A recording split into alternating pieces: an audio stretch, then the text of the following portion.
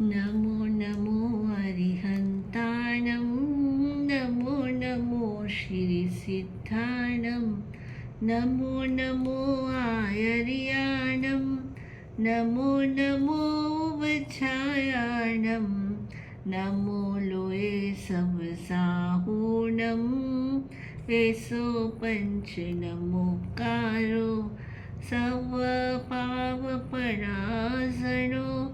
मङ्गलानञ्च सव्येसिं परमं हवै मङ्गलं परमं हवै मङ्गलम्। इच्छाकारिणं सन्धिसः भगवं सच्चाय सारायणाय पुट्योमि इच्छाकारिणं सन्धिसः भगवं सच्चाय सारायणाय पुट्योमि इच्छाकारिणं सन्धिसः भगवं सच्चाई सारायणाय पुट्योमि। शासन पिता देवादिदेव चरम तीर्थंकर श्रमण प्रभु महावीर स्वामी के पावन श्री चरणों में हृदय के अनंत आस्था के साथ कोटिशा वंदन नमन। सभी पूज्य आचार्य भगवंत उपाध्याय भगवंत आराध्य गुरुदेव गुरुनी जी महाराज सबके पावन श्री चरणों में हृदय के अनंत आस्था के साथ कोटिशा वंदन नमन। स्नेही सहयोगिनी महासती प्रशंसा श्री जी धर्म प्रेमी श्रद्धालु श्रावक श्राविकाओं भाइयों एवं बहनों, उत्तराध्ययन सूत्र प्रभु महावीर की मुखारविंद से निकली हुई मंगलमयी वाणी है जिसमें जीवन जीने की कला है। जीवन में कोई भी समस्या हो तो उसका समाधान करने वाली मंगलमयी वाणी है। भगवान ने बड़ी ही करुणा भाव से अंत समय जान करके यह मंगलमय वाणी अपने पास तक आई है। सभी आचार्यों की बड़ी कृपा है, उन्होंने आज तक हमें यह वाणी प्रदान करने में सहयोग दिया है। आप लोग भी बराबर इस वाणी को श्रवण करके उसके भावों को हृदयंगम कर रहे हैं, इसलिए आप सब भी धन्यवाद के पात्र है।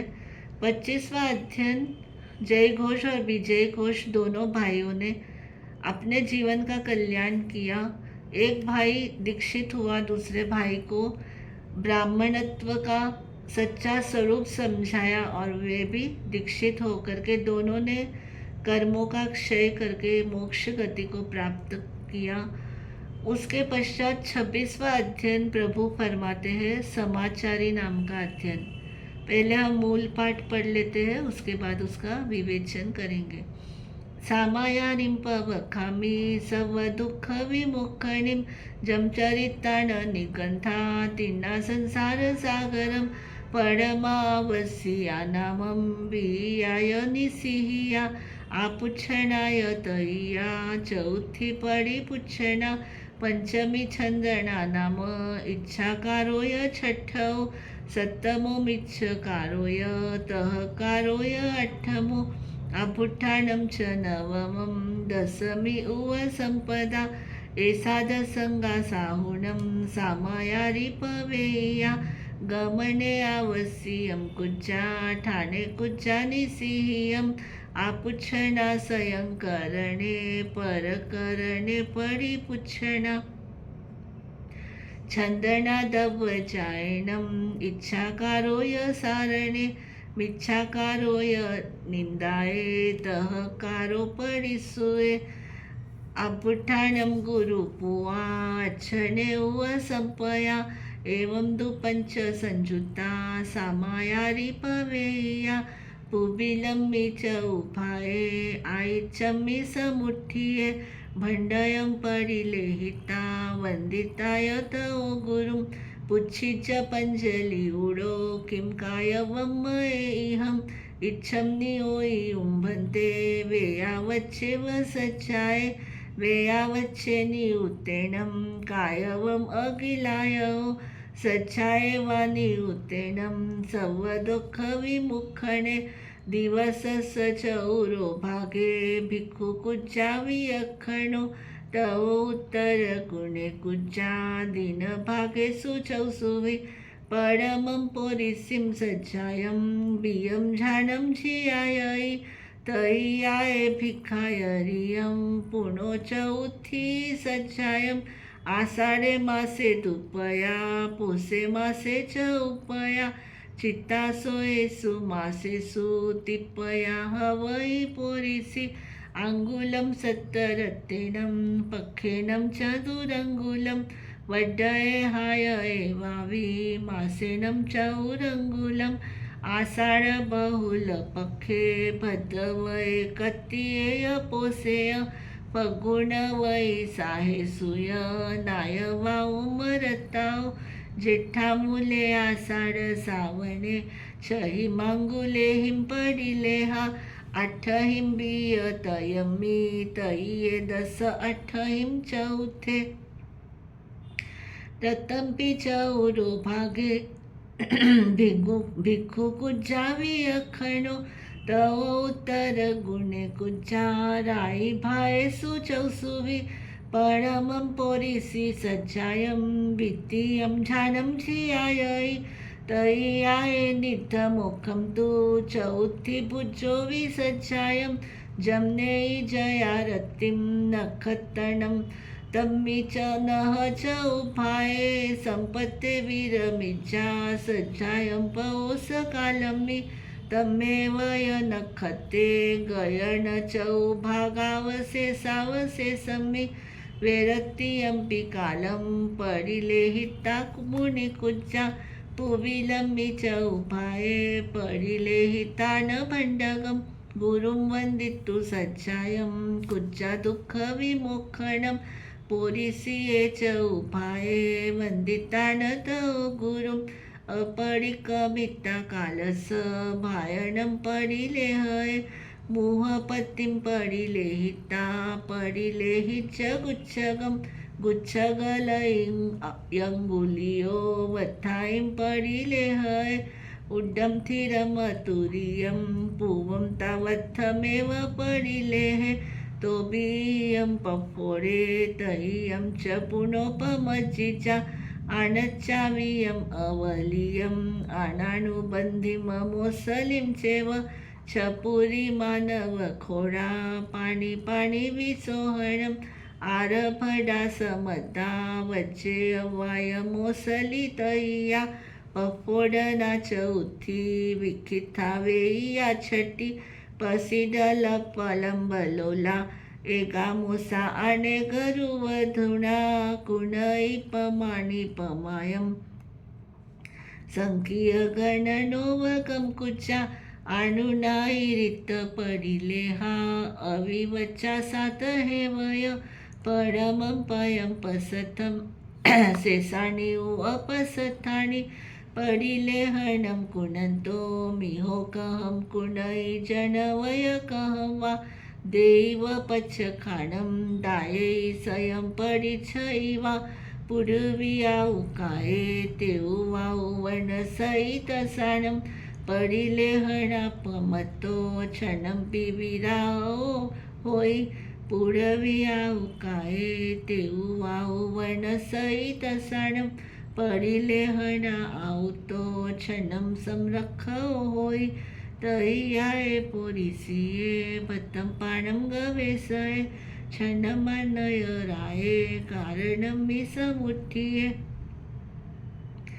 वेयने वेया वच्चे इरियठाये संजमठाये तह पाणवती आये छट्टं पुनः धम्म चिंताये निकंथो धीमंतो निकंथो विना करे छईं चेव ठाणे मुई मेहिम अन इक्कमनाई से होई आयंके उवसके तितिखया बंभचेर गुत्तिसु पाणी दया तव हेउम शरीर वोच्छे अनठाय अवसे संबंध गमगिच्छ चक्षुसा पडिले हय परमथ जोयनाओ विहारं विहरये मुनी चौथिये पोरिसिये निखिवितान भायणं सज्जायं च तौ कुज्जा स्वभावविभावनं पोरिसिये च उभाये वन्दितान तौ गुरुं पडिकमिता कालस सेजं तु पडिले हय पासवनुच्चार भूमिं च पडिले हि जयं जय काउसगम तव कुच्चा सर्व दुःख विमोक्षणम देवसियं च आय्यारं चिन्तिचानुपुवसो ज्ञानमिदंसनेचेव चरितमित हेवय पारियकाउसको वन्दितानतो गुरुं देवसियं तु अय्यारं आलोये जहकमं परिकमित्तु निसलो वन्दितानतो गुरुं काउसगं तौ कुचा सर्वदुःखविमोक्षणम्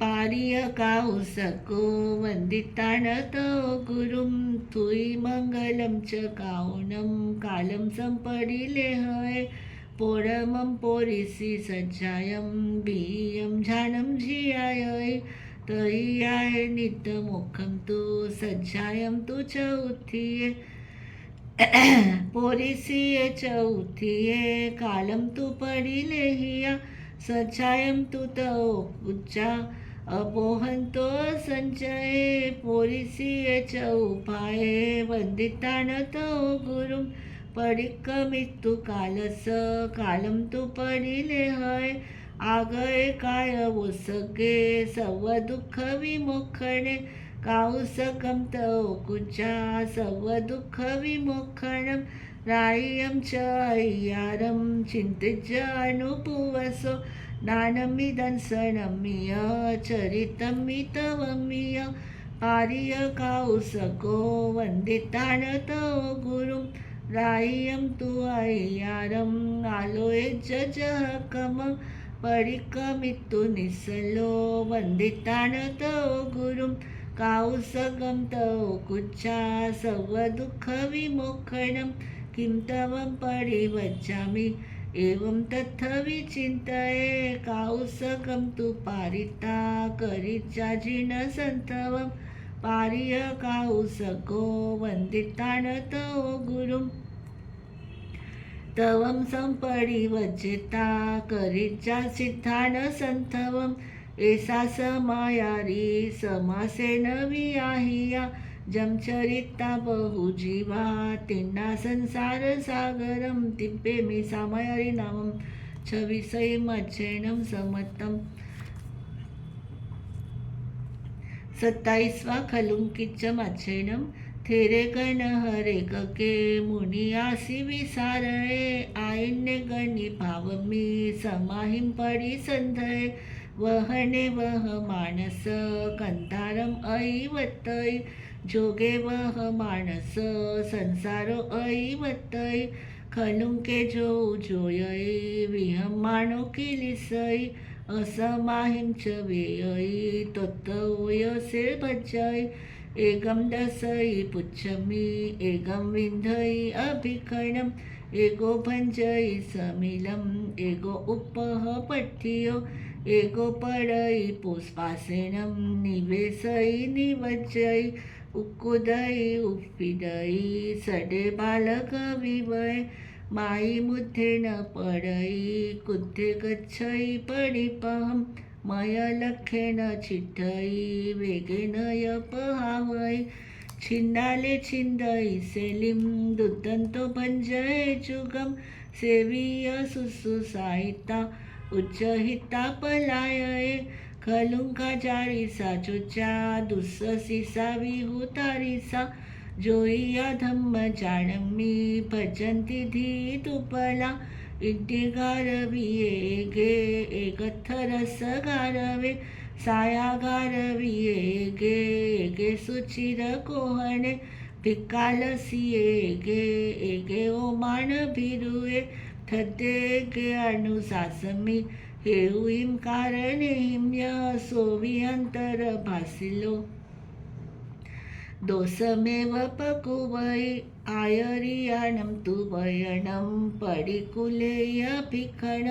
न सामममियानायि न विसामज्जदाहि निकया होहि मन्ये साहु अन्नोत्थ वज्जौ पेसिया पली उञ्चन्ति ते परियन्ति समन्तौ रायविठिं च मनन्ता करन्ति भिवुडिं मुहे वाह्या संगहियाचेव बत्तपाणेन पोसिया जाय पक्खा जहाँ हंसा पक्कवंती दिसो दिसिम अहसारहि विचिंतेहि खलुंके हिम समागो किम्मच्छ दुट्ठसी हिम अप्पा में अवसियई जारिसा मम सिसाऊ तारिसा गलिकत हे चैतानम दडंप गिन्हैतवम मिउमतव संपन्नो गंभीरो सुसमाहियो विहरई महिमहपा शीलभूयेण अपना तिप्पे खलुंकिजम नामम 27 अक्षरणम समतम आग में तिविये पनत्ते तंजा सुत्तागम्य अर्थागम्य तदुपयागम्य। इस तरह 3 प्रकार आगम रूप ज्ञान के विषय में जो कोई अतिचार लगा होता अलम जम वायधम वच्चामेल्यम हीनखरम अच्छखरम पयहीनम विनयहीनम जोगहीनम घोषहीनम सुट्ठुदिनम दुट्ठु परिच्यम अकाले कहो सच्चाओ काले न कहो सच्चाओ असच्चाय सच्चायम सच्चाय न सच्चायम बनता गुणता विचारता ज्ञान और ज्ञानवंत पुरुषों की अविनय आशातना की हो तो बारंबार मिच्छामि टुकड़म। वंदन करो गुरुदेव को शत शत नमन यह शीश उत्तराध्ययन संदेश सुनाऊं सफल हो ज्ञानी जन आशीष। वीर प्रभु के अंतिम क्षण के रत्न जड़ित है बोल वीर प्रभु के अंतिम क्षण के रत्न जड़ित है बोल मानव उत्तराध्ययन को खोल मानव उत्तराध्ययन को खोल। उत्तराध्ययन सूत्र का 26वां अध्ययन है समाचारी नाम का अध्ययन। सम प्लस आचार 2 शब्दों के योग से यह समाचारी शब्द बनता है। आचार का अर्थ होता है चारित्र व्यक्तिगत आचरण। सम उसके साथ में लगा हुआ है अर्थात सामूहिक रूप से संघ व्यवस्था के लिए जिसका पालन किया जाता है उसको समाचारी कहते हैं। सम्यक प्रकार का आचार जो संघ की उन्नति और अपने भी आत्मविकास की उन्नति करने वाला है उसको समाचारी कहते हैं। तो इस समाचारी अध्ययन के अंदर 10 प्रकार की समाचारी का वर्णन किया है। यह समाचारी प्रत्येक व्यक्ति के लिए जो सामूहिक रूप से रहता है उसके लिए आवश्यक है, चाहे वो घर में रहता हो, चाहे वह समाज में रहता हो या चाहे वह धर्म संघ में रहता हो। समाचारी सभी के लिए एक समान रूप से मुक्ति दिलाने वाली और सब तरह से आनंद मंगल वर्ताने वाली है। समायारिम पवखामी कहते हैं समाचारी को मैं कहता हूँ। शास्त्रकार कहते हैं यह समाचारी सर्व दुख से विमुक्त करने वाली है और अगर इसका निर्ग्रंथ आचरण करता है तो वो संसार सागर से पार उतर जाता है। उन 10 समाचारी में पहली समाचारी बताई है आवश्यक समाचारी, दूसरी है नैषधिकी समाचारी, तीसरी है आपुच्छना और चौथी है परिपुच्छना, 5वीं है छंदना, 6ठी इच्छाकार, 7वीं मिच्छाकार, 8वीं तथाकार तहकार, 9वीं अभ्युत्थान और 10वीं है वह संपदा। ये 10 प्रकार की समाचारी बताई गई हैं। उसके बाद शास्त्रकार ने बहुत सुंदर ढंग से इनका विश्लेषण किया है कि पहली समाचारी जो आवश्यक समाचारी है उसका उपयोग कब करना चाहिए। व्यक्ति अपने घर से बाहर निकलता है, अपने स्थान से बाहर निकलता है, तब उसे जब किसी दूसरे स्थान के ऊपर जाना है तब वह इसका पालन करता है। वह घर वालों को कह कर के जाता है कि मैं आवश्यक कार्य से बाहर जा रहा हूँ। इस तरह से वह बोल करके जाता है। और जब वापस लौट करके आता है। इसलिए साधु संत क्या कहते हैं, जब भी निकलते हैं अपने स्थान से तो अवश्य ही कहते हैं, यानी आवश्यक कार्य से मैं जा रहा हूँ। इससे उनके गुरुदेवों को और उनके साथियों को, जो साथ में साधु साध्वी है, उनको समझ में आ जाता है कि यह अमुक कार्य के लिए जा रहे हैं। सभी को ध्यान में रहता है कि ये गए हैं, तो इससे जागरूकता बनी रहती है कि अपने घर का व्यक्ति बाहर गया है।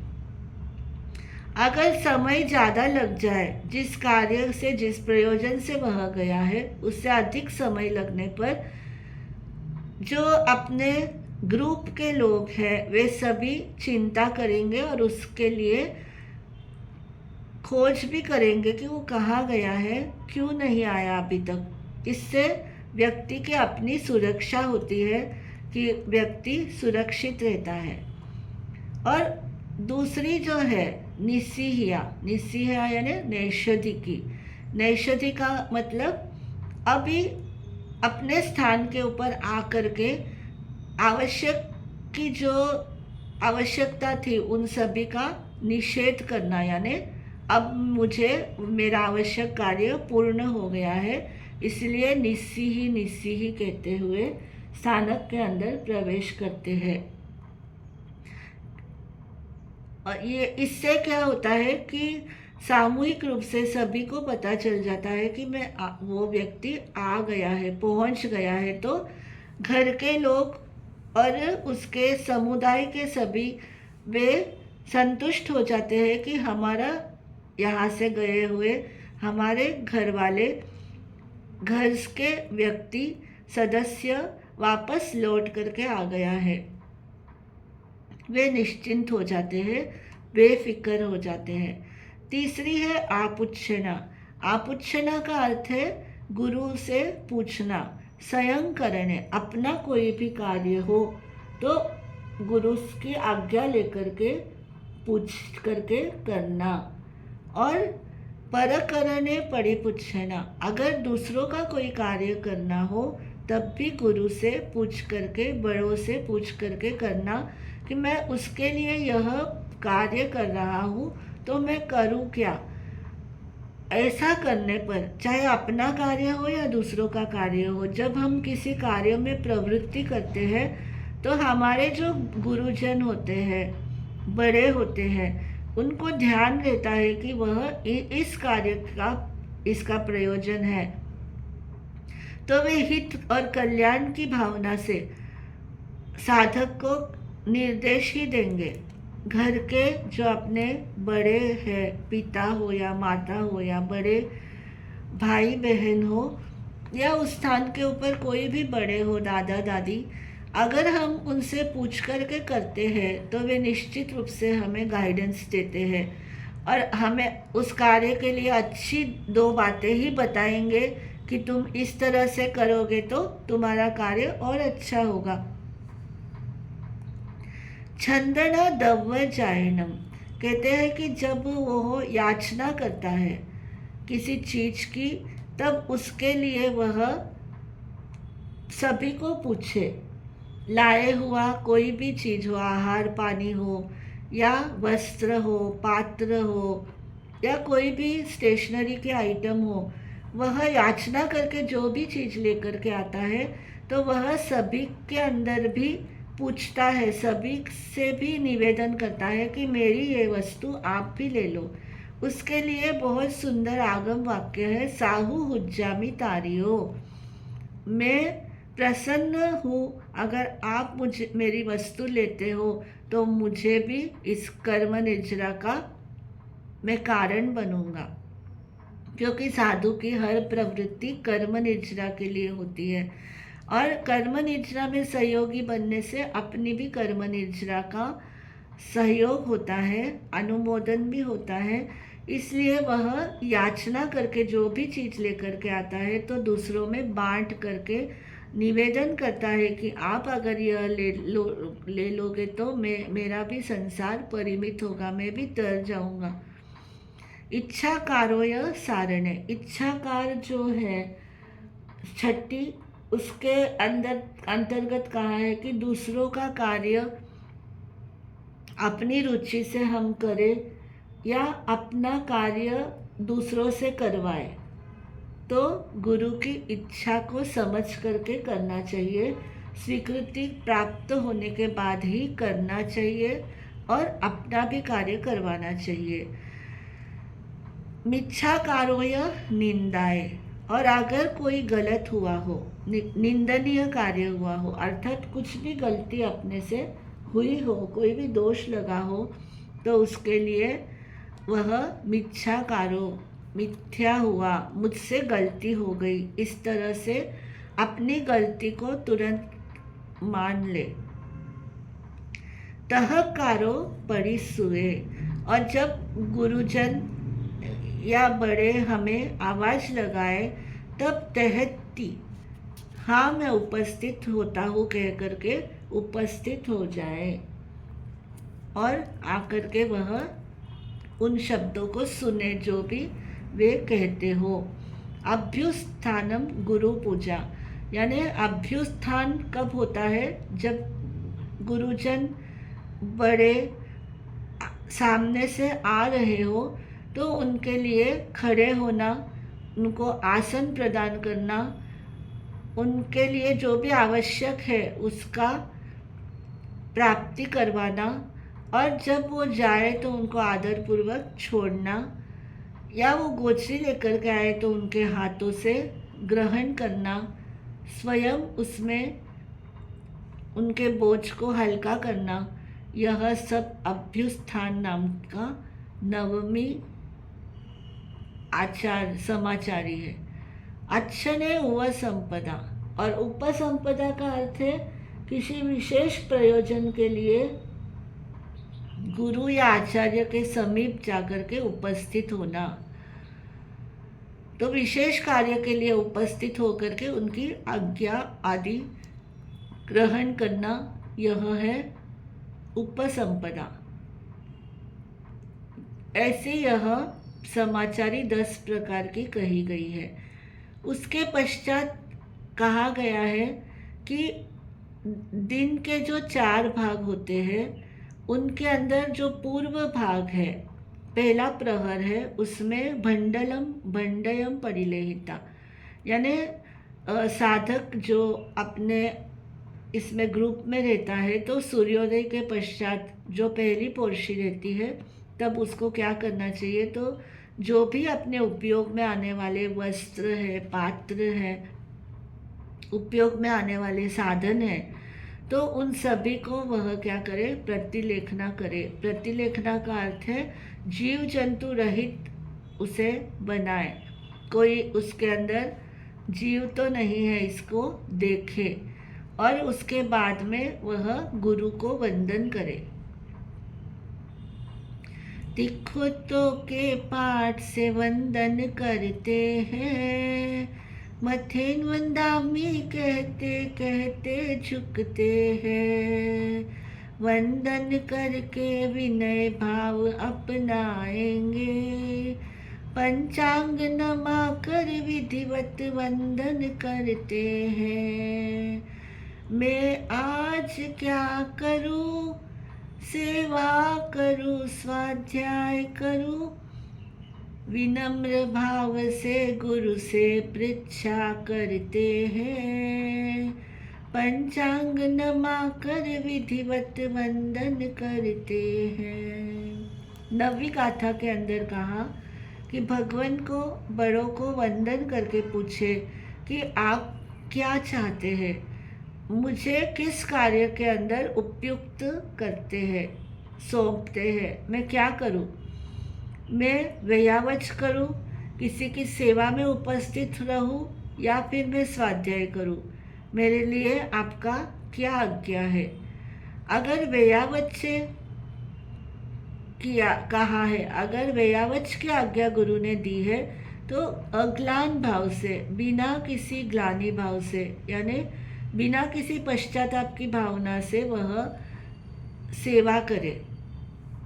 जिनकी भी सेवा के लिए उनको नियुक्त किया जाए, उनको बिना किसी ग्लानि से, नफरत से वह सेवा करे।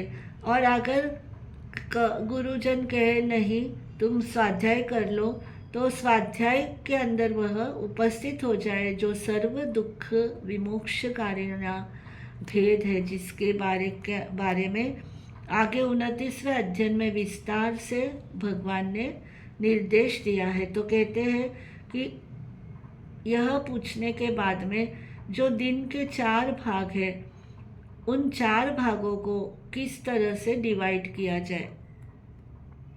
तो पहली पोरिशी संचायम, तो पहली पोरिशी के अंदर जो 12 घंटे का दिन हो तो 3 घंटे का सूर्योदय के बाद पोरिशी आती है, तो उस समय स्वाध्याय करे, दूसरे प्रहर में ध्यान करे, तीसरे प्रहर में भिक्षाचर्या के लिए जाए और चौथी में वापस स्वाध्याय के लिए उपस्थित हो।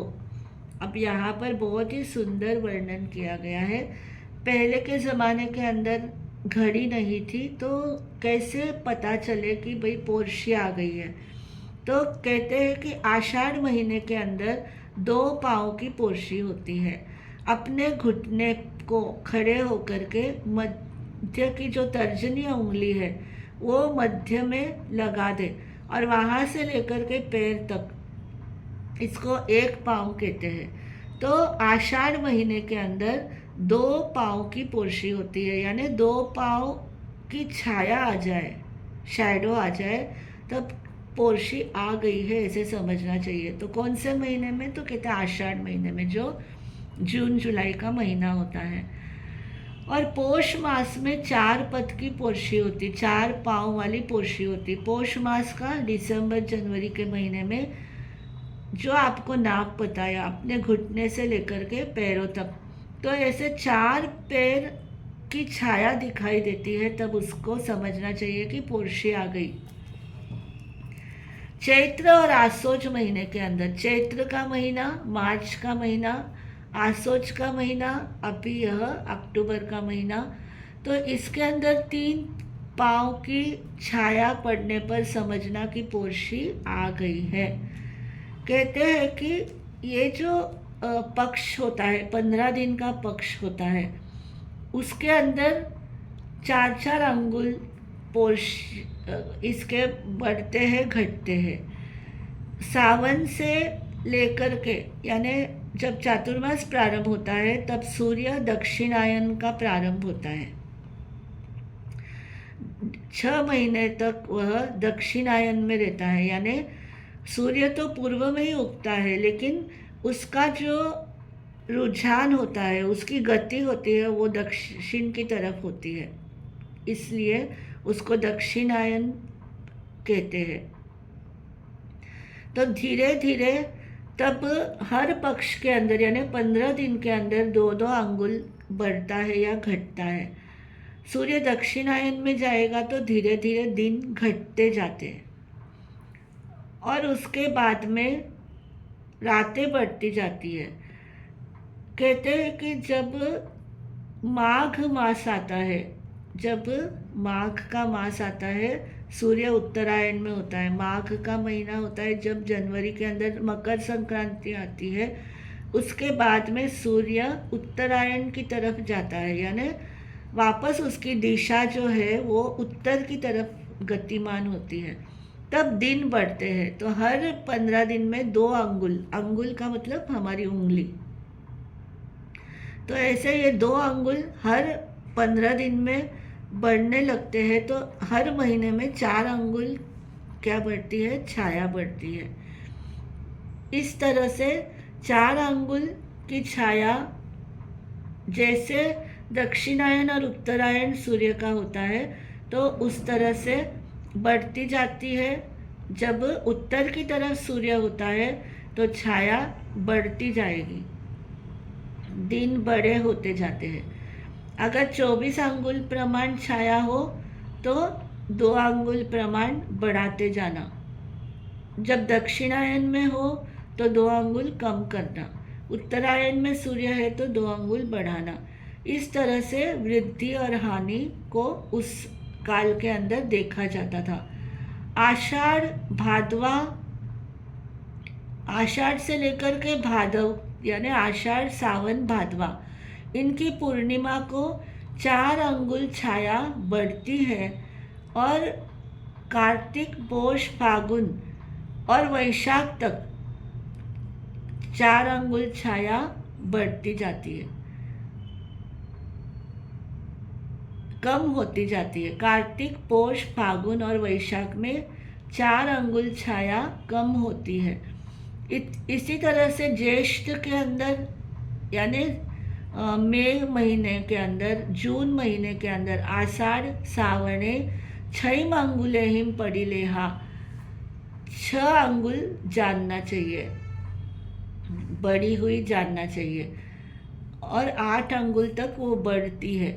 और तीसरे में यानी सावन के महीने में 10 अट्ठहिम चौथे, 10 और 8 इस तरह से वह बढ़ती और घटती है।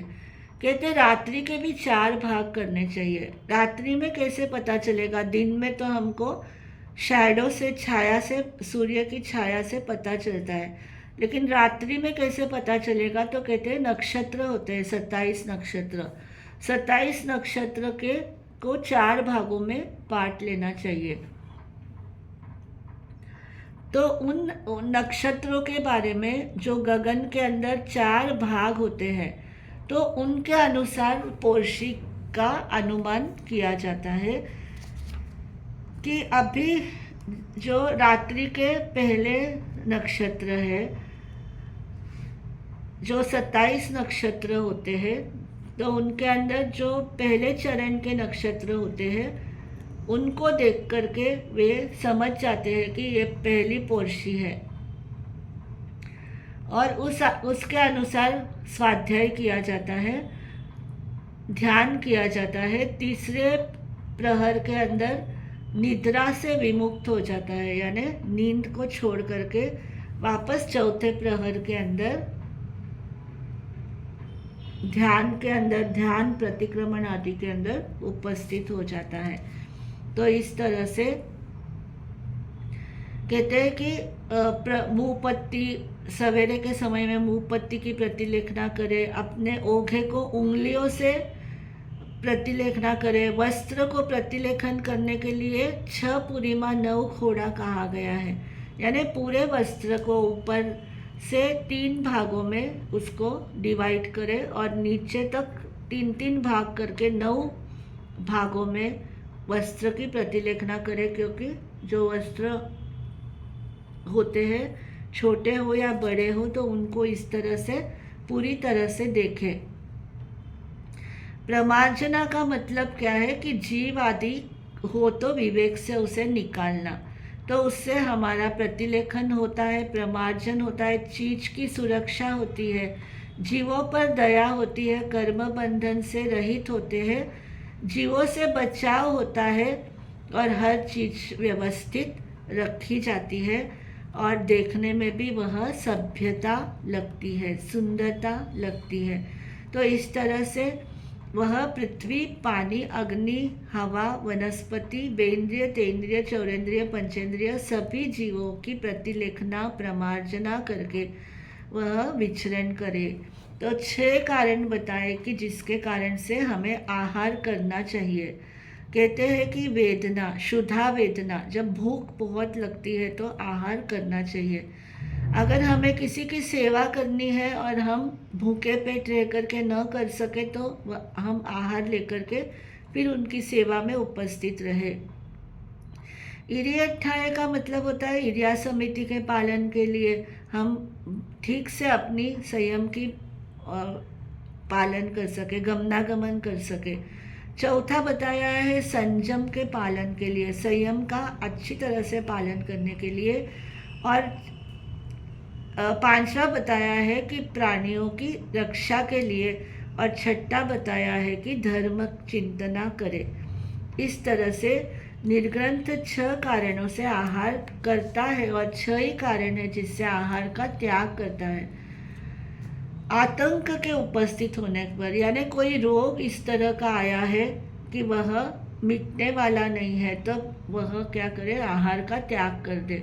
अगर कोई उपसर्ग आया है तो वह आहार का त्याग कर दे। तितिक्षा के लिए यानी समता भाव, सहन शक्ति को बढ़ाने के लिए आहार का त्याग करें। ब्रह्मचर्य और 5 समिति 3 गुप्तियों का पालन करने के लिए, ब्रह्मचर्य की गुप्तियों से गुप्त होने के लिए आहार का त्याग करें। मन चंचल हो तो आहार का त्याग करें। प्राणी दया के लिए आहार करें, आहार का त्याग करें। तप के लिए आहार का त्याग करें। प्राणी दया के लिए जैसे धर्म सिंह मुनि ने किया था। कड़वा तुम बानो की तो सगड़ो आहार, धर्म रुचि अनगार। जैसे धर्म रुचि अनगार ने कड़वा तुम्बा खा करके प्राणी दयाओं की रक्षा के लिए आहार का त्याग किया था। तप के लिए आहार का त्याग करें। जो लंबी लंबी तपस्याएं करते हैं तो वो तप के लिए त्याग करें। शरीर वचन हटाएं, और अंत समय में जब शरीर कार्य करना बंद कर दे तब वह क्या करे, शरीर को कोई भी कार्य के अंदर शरीर उचित कार्य नहीं कर रहा है ऐसा देख करके वह शरीर संलेखना संथारा लेने के लिए आहार का त्याग करे। इस तरह से वह अपनी चर्या को चरता हुआ समस्त गुरु को भी आदर मान देता हुआ अपने सारे कार्यों को सुव्यवस्थित करता हुआ रात्रि और दिन को वह दोष मुक्त होने के लिए अतिचारों का चिंतन करे, यानी प्रतिक्रमण करके निश्चल्य हो जाए, कांटे रहित हो जाए, आलोचना कर ले, और ऐसा करके वह तप आदि से अपने जीवन को भावित करे।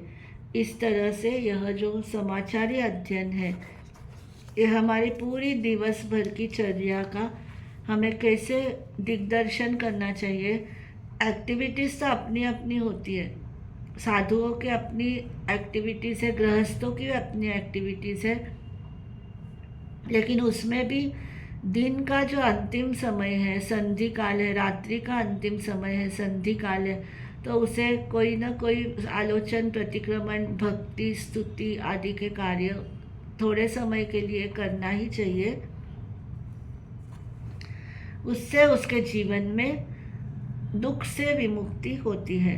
समाचारी श्रेष्ठ संयम का समाचार संदेशा है, वक्र गति अविरोधक है, काल किया निर्देशा है। गुरुमुख के आदेशों को तू धन्य धन्य मन ही मन बोल, मानव उत्तराध्ययन को खोल, मानव उत्तराध्ययन को खोल। तो उत्तराध्ययन सूत्र का यह अध्ययन समाचारी का संपूर्ण होता है। हाथ जोड़ करके मंगल पाठ सुन लीजिए। जय गुरुदेव श्री श्री चत्तारी मंगलम अरिहंता मंगलम, सिद्धा मंगलम साहू मंगलम, केवली पणत्तो धम्मो मंगलम। चत्तारी लोकुत्तमा अरिहंता लोकुत्तमा, सिद्धा लोकुत्तमा, साहू लोकुत्तमा, केवली पणत्तो धम्मो लोकुत्तमो। चत्तारी शरणं प्रवज्जामि, अरिहन्ते शरणं प्रवज्जामि, सिद्धे शरणं प्रवज्जामि, साहू शरणं प्रवज्जामि, केवली पणत्तम धम्मम शरणं प्रवज्जामि। 4 शरणे दुख हरने, सुख करने, मंगल करने, आनंद करने, भवजल तरने, और शरणे नहीं कोई जो भव प्राणी आश्रित, अक्षय या जरा मर पद होय, अंगुष्ठे अमृत बसे, लब्धि तना भंडार, श्री गुरु गौतम समरिये, मनवांछित फलदातार, भावे भाव न भाविये, भावे दीजे दान, भावे धर्म आराधिये, भावे केवल ज्ञान, भावे पद निर्वाण। एक साथ मथेन वंदामि, श्रद्धापूर्वक मथेन वंदामि, भावपूर्वक मथेन वंदामि। जिनवाणी मिठीवाणी तहतवाणी।